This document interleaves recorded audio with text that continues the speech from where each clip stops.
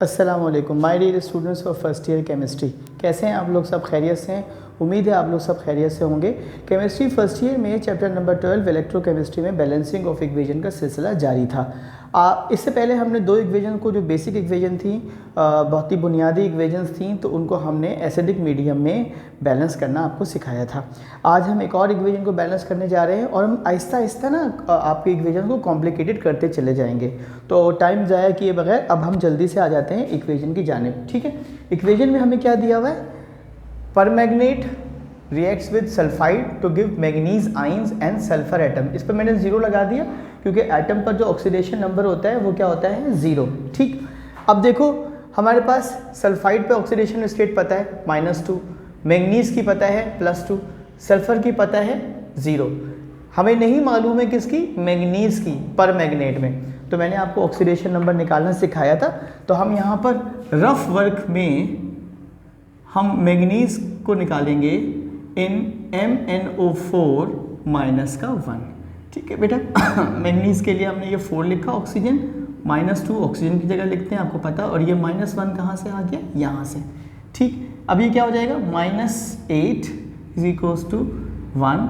Manganese क्या हो जाएगा बेटे आपके पास? ये -8 इधर जाके +8 बन जाएगा और मैंगनीज का ऑक्सीडेशन स्टेट आ जाएगा +7। ठीक है, ये बात आपको समझ में आ गई। मैंने सबसे पहले क्या किया? मैंगनीज का ऑक्सीडेशन स्टेट निकाल लिया, ये आ गया +7।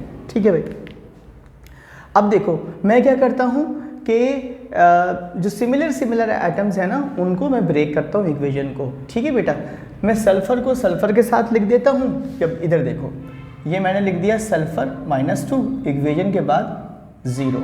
ठीक है, मैंगनीज को मैंने मैंगनीज के साथ लिख दिया। अब ऑक्सीडेशन स्टेट आप निकाल चुके हैं, ये है +7 एरो मार्क और इसके बाद लिख दिया Mn+2। ठीक है, अब देखो यहाँ पर -2 से 0 हुआ। -2 से 0 होने का मतलब क्या होता है? मैंने ग्राफ में भी समझाया था, ये -1 और ये -2। आप -2 से गए हैं 0 की तरफ, तो आपका पॉजिटिव चार्ज क्या हुआ है? इंक्रीज। और increase in positive charge means क्या होता है? ऑक्सीडेशन। क्या होता है बेटा? ऑक्सीडेशन। और इक्वेशन की ज़बान में इसको बोलते हैं हम एनोडिक पार्ट। क्या कहते हैं इसको? Anodic part. ठीक है, ये आपको समझ में आ गया। अब इसके बाद हम चलते हैं मैंगनीज की तरफ।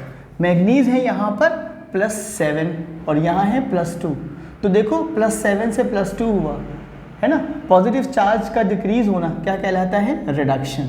Decrease in positive charge means reduction, और इसको हम बोलते हैं कैथोडिक पार्ट। क्या बोलते हैं बेटा? Cathodic part. मैंने क्या किया इक्वेशन में? सबसे पहले देखो, मैंगनीज का मैंने ऑक्सीडेशन स्टेट निकाला, आ गया +7। ठीक, उसके बाद मैंने इक्वेशन को इस तरह ब्रेक किया, सल्फर को सल्फर के साथ लिख दिया, मैंगनीज को मैंगनीज के साथ लिख दिया। ठीक है, पॉजिटिव चार्ज का बढ़ना ऑक्सीडेशन कहते हैं इसको एनोडिक। पॉजिटिव चार्ज का कम होना कहलाता है रिडक्शन, कहते हैं इसको कैथोडिक पार्ट। ठीक, यहाँ तक तो हमारी बात समझ में आती है। ठीक है भाई, अब देखो इस पॉजिटिव H पॉजिटिव का मतलब क्या होता है? आपकी इक्वेशन क्या है? एसिडिक है ना बेटा। और एसिडिक मीडियम में हमने क्या पढ़ा था? एसिडिक मीडियम में हमने आपको पहले पढ़ाया था ना, और एसिडिक मीडियम में oxygen is balanced bye H2O, hydrogen is balanced bye H positive, negative charge is balanced bye electron. ठीक है, एसिडिक मीडियम में जहाँ ऑक्सीजन लगाना हो वहाँ वाटर मॉलिक्यूल लगाते हैं, जहाँ हाइड्रोजन लगाना हो वहाँ H पॉजिटिव लगाते हैं, जहाँ नेगेटिव चार्ज लगाना हो वहाँ इलेक्ट्रॉन लगाते हैं। Oxygen is balanced bye H2O, hydrogen is balanced bye H positive, negative charge is balanced bye electron. ठीक है भाई, मेरी बात मुझे यहाँ तक समझ में आती है। अब मैं चलता हूँ आगे। सही है भाई, अब देखो यहाँ पर ऑक्सीजन नहीं है, वाटर मॉलिक्यूल नहीं आएगा। जब वाटर मॉलिक्यूल नहीं आएगा तो हाइड्रोजन भी नहीं आएगा। दोनों बातें, ये जो दोनों बातें हैं ऑक्सीजन और हाइड्रोजन वाली, वो इस इक्वेशन में अप्लाई नहीं होती क्योंकि ना ऑक्सीजन है ना हाइड्रोजन है। अब क्या अप्लाई होती है? यहाँ लिखा हुआ है बेटे -2। क्या लिखा हुआ है? -2। ये -2 है ना, और क्या लिखा हुआ है यहाँ पर? 0। पॉजिटिव चार्ज किस तरफ ज़्यादा है? इस तरफ ज़्यादा है। कितना ज़्यादा है? 2। तो हमने यहाँ पर लगा दिए 2 इलेक्ट्रॉन। ठीक है, इलेक्ट्रॉन हमेशा उस जानिब लगाए जाते हैं जहाँ पर पॉजिटिव चार्ज ज़्यादा होता है और उतने इलेक्ट्रॉन लगाए जाते हैं जितना पॉजिटिव चार्ज ज़्यादा होता है। और बाय द डेफिनेशन अभी आप जानते हैं removal of electron is called oxidation, तो हमने इसको ऑक्सीडेशन वाले खाने में लिखा है। अब इधर आ जाइए, देखिए यहाँ पर ऑक्सीजन कितने हैं, 4, यहाँ ऑक्सीजन नहीं है। हम ऑक्सीजन को किससे बैलेंस कर सकते हैं, H2O से, ठीक है जी। तो जो मैं बैलेंस करूँगा ना, उसको जो मैं लगाऊंगा अपनी तरफ से, उसको ब्लू मार्कर से लिखता हूँ ताकि आपको समझ में आ जाए। मैंने यहाँ लिख दिया 4H2O। 4H2O क्यों लिखा भाई, इसलिए कि मुझे 4 ऑक्सीजन चाहिए थे, वो मैंने वाटर की शक्ल में ले लिए। लेकिन जैसे ही आप यहाँ पर 4H2O लगाओगे ना, यहाँ पर 8 हाइड्रोजन बढ़ जाएंगे, ठीक है। और hydrogen is balance bye H positive ion. बहुत सिंपल है, हमने यहाँ पर क्या लगा दिया, 8H पॉजिटिव, ठीक। ऑक्सीजन की जगह पर 4 वाटर मॉलिक्यूल, हाइड्रोजन को बैलेंस करने के लिए इस तरफ आपने क्या लगा दिया, 4H2O।